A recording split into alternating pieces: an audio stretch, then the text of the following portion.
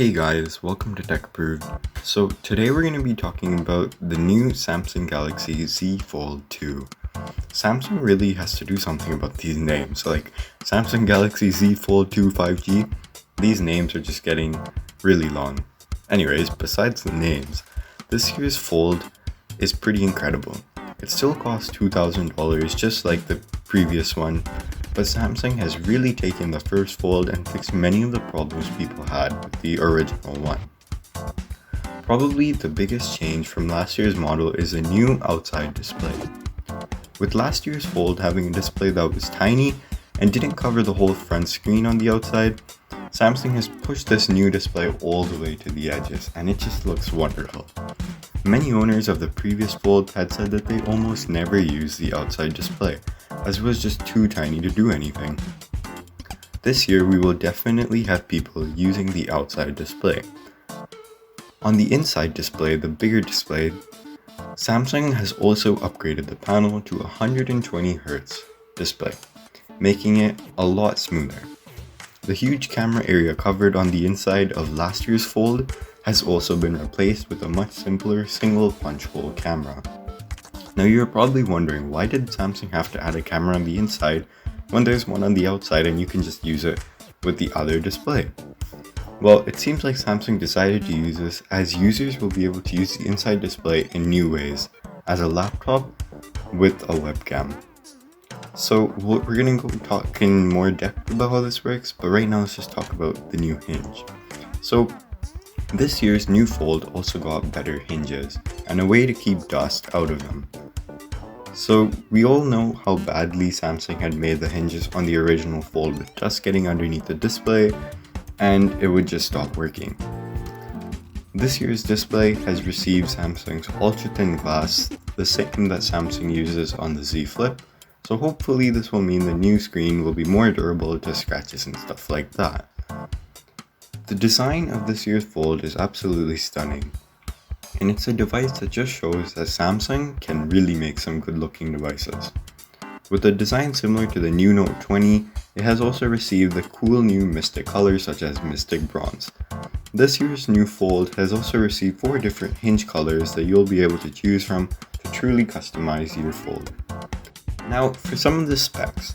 So the outside display is a 6.2-inch display that is quite tall, just like Sony's Xperia devices, rather than being very wide like a more traditional smartphone. On the inside, you have a beautiful 7.6-inch screen that's quite similar to like an iPad mini screen or something like that, and it makes it a lot easier to multitask. So obviously this display is a little bit more like a square display, so it will mean that you'll have some problems with running apps at full screen, and some apps may not want to work like that, but most apps will be optimized to work perfectly. So just as I was saying how the Fold has received a webcam on the inside, well, I'll tell you guys why this is. So with the new Fold this year, the Fold will be able to be at different angles with the hinges. So with last year's Fold, we all knew that the hinge was either open or closed. You had it opened basically with the whole tablet display or the smaller one. Now with the new Fold, Samsung has basically made a hinge that's similar to a laptop's hinge, which gives you the ability to open the hinge at whatever angle you want. The abilities with this are quite incredible, as Samsung has made it where you can set it at a certain angle, and according to that, some apps will work with that. So let's say, for example, Samsung had shown with the camera app, if you had to put like that, on one side it would show you all of your pictures that you've taken from the past, and on the other side you would have your viewfinder. Or you can fully open the phone for a huge viewfinder.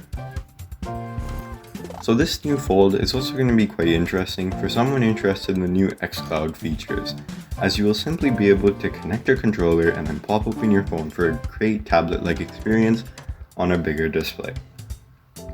As with the rest of the Samsung's 2020 devices, the Z Fold 2 has also received 5G. For places that have 5G available, this will mean ultra-fast data connection speeds. The new Fold also comes with 2 batteries just like the previous one, with one on each side of the Fold itself, for a total of 4500 mAh. So this year's Fold is quite interesting, as Samsung just took all the problems with last year's Fold and fixed them. What do you guys want to see in the next Samsung Galaxy Z Fold? As this is becoming a productivity device and Samsung seems quite focused on a foldable device, it seems like we are going to be seeing some interesting concept phones rather than the boring glass slabs we have seen in the past generation. If I wanted to add a feature to the next Z Fold, it would definitely be the S Pen. As this is a productivity device, adding an S Pen would make it a lot more compelling with that bigger screen on the inside.